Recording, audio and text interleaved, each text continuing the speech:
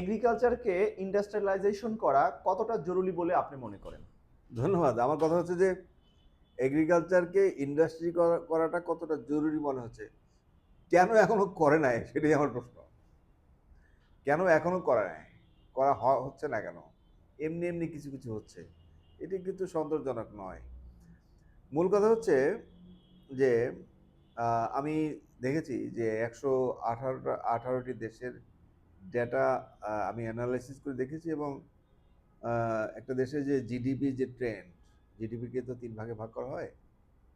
আ আমি কি কতটুকু ভূমিকা রাখছি সেটাই তো জিডিপি আসলে। সেটার পরিমাণের যোগফলটাই তো জিডিপি। সেটা আর্থিক যে মানে পরিমাণ সেটাই জিডিপি এক বছরে। আমরা সবাই মিলে যা করছি তার যোগফল।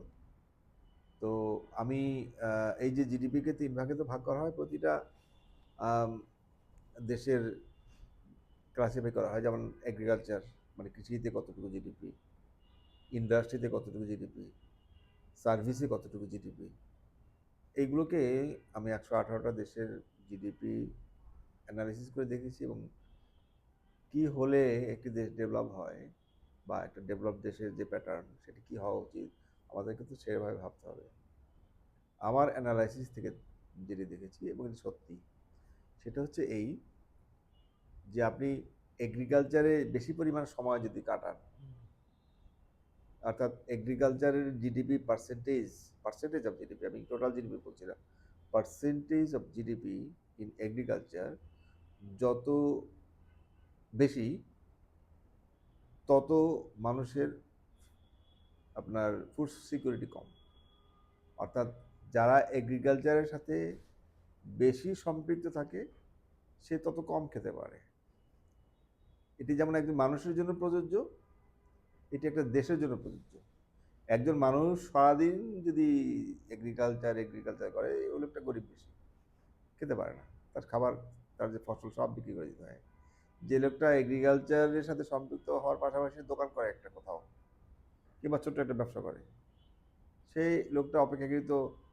কম বিক্রি করতে হয় তার ফসলগুলো কিছু রেখে দিতে পারে তা খাওয়ার জন্য এটি একটা ব্যক্তির জন্য যেমন প্রযোজ্য এটি একটা দেশের জন্য প্রযোজ্য আমাদের দেশের যে আমরা তো এগ্রিকালচার হচ্ছে বাংলাদেশ হচ্ছে এগ্রিকালচার বেসড কান্ট্রি এগ্রিকালচার ভিত্তিক আমাদের দেশ আমাদের অর্থনীতি এই জায়গা থেকে সরে আসতে হবে আমাদের দেশটাকে যদি আমরা ইন্ডাস্ট্রিয়ালাইজ করতে পারি তাহলে আমরা আরও একটু ডেভেলপ করবো আমরা যদি সার্ভিসে ডেভেলপ করতে পারি তাহলে আরও বেশি ডেভেলপ করবো এটি হচ্ছে সহজ বাস্তবতা তাহলে এগ্রিকালচারের কি হবে আপনারা হয়তো ভাবছেন যে এগ্রিকালচার বেসড কান্ট্রি এই লোকটা কি বলে যে আমরা এগ্রিকালচার আমরা ফসল ফলাই কৃষক এই করে সেই করে সব কিছু করে তাহলে আমরা কি এগ্রিকালচার বাদ দিয়ে আমরা আমরা তাহলে কি ইন্ডাস্ট্রি করবো আমরা কি সার্ভিসে যাব না তো আমি সেটা বলি নাই তো আমি বলছি যে আপনি যেহেতু এগ্রিকালচার কান্ট্রি আমরা যেহেতু এগ্রিকালচার বেসড কান্ট্রি এই এগ্রিকালচারকে আপনি কতটুকু ইন্ডাস্ট্রিয়ালাইজ করেছেন আপনি কি সেটা দেখেছেন কত পার্সেন্ট ইন্ডাস্ট্রিয়ালাইজড আমি লাইভ স্টকের মানুষ সেজন্য বলছি আপনার ডেইরি সেক্টর কতটুকু ইন্ডাস্ট্রিয়ালাইজড 1-2% এই মাত্র অল্প কিছু প্যাকেট ট্যাকেট পাওয়া যায় আপনি অন্য সেক্টরগুলো দেখেন কত পার্সেন্ট ইন্ডাস্ট্রিয়ালাইজ আপনি পোলট্রির কথা বলেন ইন্ডাস্ট্রিয়ালাইজড কতটুকু মোটেও না কম কিছু ফিড মিল আছে কিছু অল্প কিছু প্রসেসিং প্ল্যান্ট আছে যে নাগেট টাগেট বানায় ব্যাস ইন্ডাস্ট্রিয়ালাইজ না তো এগুলো যত বেশি ইন্ডাস্ট্রিয়ালাইজড হবে দেশ তত ডেভেলপ হবে আমি আপনাকে বলি বাংলাদেশ একটা ইনএফিশিয়েন্ট জাতি কিছু মনে করেন না আমিও তার মধ্যে একজন ইনএফিশিয়েন্ট জাতি সব মানুষ শুধু ঘুরে বেড়ায় আমরা খুব বুদ্ধিমান আমাদের দিকে তাকালে মনে হয় আমরা বুদ্ধিমান ঘুরে বেড়াচ্ছি চোখে মুখে বুদ্ধির ছটা কিন্তু আমরা কাজ করি না আমাদের ফুলকপি পাতাকপি যখন ফ্লাশ পিরিয়ড হয় শশা ফ্লাশ পিরিয়ড হয় তখন কৃষক মাথায় হাত দিয়ে কান্নাকাটি করে প্রসেস করি না তখন আমরা প্রসেস করে যদি রেখে দেই যখন খারাপ সময় হয় যখন পাওয়া যায় না তখন কিন্তু কম দামে আমরা কিনতে পারি আমরাই কিনতে পারি আবার যখন বেশি পরিমাণ হয় তখন আমরা যে সস্তায় গরুকেও খাওয়াই না গরুও খেতে চায় না এত বেশি পরিমাণ দেওয়া হয় তখন আমরা একেবারেই অপেক্ষাকৃত একটু মডারেট দামে কিনতে পারি অর্থাৎ অপেক্ষাকৃত মডারেট দামে আমি কিনলাম তখন আবার যখন লিন পিরিয়ড যখন পাওয়া যায় না তখন প্রসেসটা খেলাম একটু কম দামে, আমরা কিন্তু লাভবান হলাম। পাশাপাশি এই যে অনেক মানুষ কাজ করে না, শুধু ঘুরে বেড়ায়, মাথায় বুদ্ধি নিয়ে ঘুরে বেড়ায়, এই লোকগুলো যদি ইন্ডাস্ট্রিতে কাজ করে তারা আর্ন করবে। তো এই লোকগুলোকে খাটান না কেন আপনি? জিডিপি কি এমনি এমনি বাড়বে? আপনি এখনো সবজির বাজারে গেলে সব কাঁচা সবজি, মাছের বাজারে গেলে সব মাছ, কাঁচা মাছ। কিন্তু আপনি যদি একটি উন্নত দেশে যান, শুধুমাত্র টমেটো কেচাপ, সেই টমেটো কেচাপের জন্য একটা বিরাট কর্নার পাওয়া যায়। 500 রকমের টমেটো কেচাপ, 500 রকমের টমেটো কেচাপ, প্রসেস করে বানানো টমেটো কেচাপ, দামও সস্তা। আর সামনে দেখা যাবে যে 10 কেজি 20 কেজি হয়তো ফ্রেশ টমেটো কেচাপ, টমেটো নিয়ে বসে আছে, দামও বেশি। তাহলে কি দাঁড়ালো? আপনি যদি হিসাব করেন তাহলে দেখবেন যে 95% বা 98% ওই ডেভেলপড কান্ট্রির মানুষগুলো ইন্ডাস্ট্রিয়ালাইজ করেছে এই এগ্রিকালচার সেক্টরকে। এই যে 95% ইন্ডাস্ট্রিয়ালাইজ করেছে এই যে এগ্রিকালচার সেক্টরকে, কি পরিমাণ মানুষ সম্পৃক্ত আপনি বুঝতে পারেন? কত মানুষ এর সাথে সম্পৃক্ত? এই মানুষের কর্মকাণ্ডগুলো কিন্তু কাজে লাগছে, আপনি ইউজ করছেন। আর এই আমার সোনার বাংলার মানুষ এত সবজি, এত ফসল পচে যায়, নষ্ট হয়ে যায়, গরুও খায় না, সস্তায় কিনি, আবার দাম দিয়ে কিনি, কিন্তু প্রসেস করি না।